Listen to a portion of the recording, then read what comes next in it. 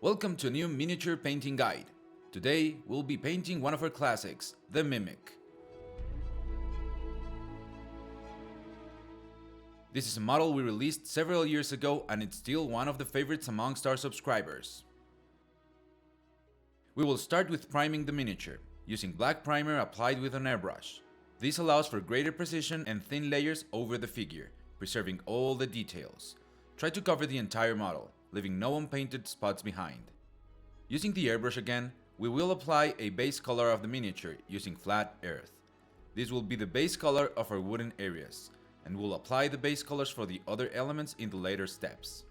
We will now apply the base color of the skin with a 50-50 mix of Scarlet Blood and Salmon, using Scarlet Blood in this mix to give the skin a reddish tone.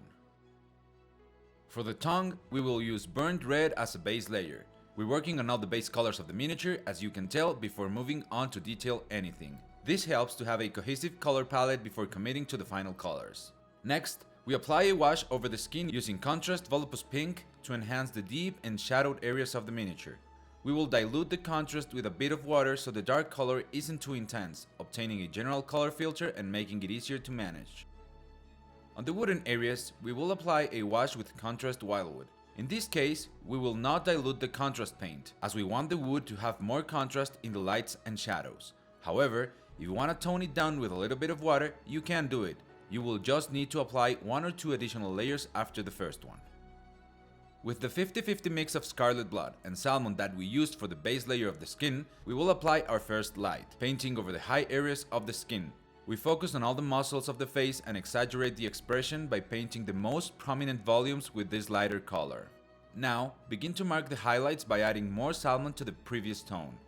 40% Scarlet Blood and 60% Salmon, roughly, reducing the area to be highlighted. Focus on the highest points compared with those from the previous step. This will create a transition between the shadows and lights. Let's apply the first light on the tongue using Scarlet Blood.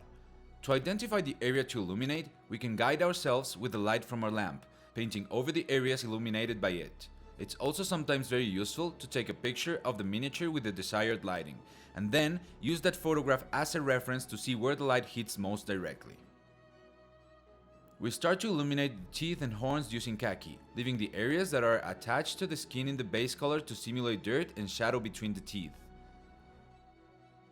We'll now begin painting the wood, applying flat earth over the wood on the chest, applying brush strokes with more precision to not stain the deep areas, since as mentioned before at the beginning, we want a very marked contrast in this element. With a 50-50 mix of flat earth and Khaki, we will mark the highlights of the wood, painting the edges of the planks and the intermediate areas. In this step, we can start to see how the different tonal values help to differentiate the parts of the miniature and highlight the volumes.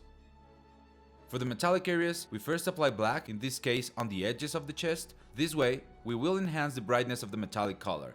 This is how the metallic paint comes to life. Often, when there's another base color that is not black, you need to apply more than one layer of metallic paint, and this can leave certain texture as it's a little bit thicker than normal paint. Once the black color is applied, we will start to cover with the metallic color, using Ledbelcher covering the black base. If any color remains in a recess, that's not a problem, as this will act now as a shadow and give an even more pronounced effect in that cavity. Now, we will do the edge highlights in the metal using white. For this edge highlighting, you want to use the side of the brush, as it will be easier to paint the edges and will have a line with uniform thickness. Try to avoid using the tip of the brush in this step, as it will be very difficult to maintain a straight line with the same thickness. Lastly, we will mark the high areas of the metal, like the curve on the top of the chest using silver. This way, we will have various tones on our metal, giving it more richness and variety. And that's how the final miniature turned out. As you can tell, it's a very straightforward and simple miniature, but it's still lots of fun. Also, you can now see how these steps are very simple if followed in the correct order. I really hope this was helpful to you and invite you to try this technique and tell us what you think and share with us your results. Don't forget to like this video and happy painting!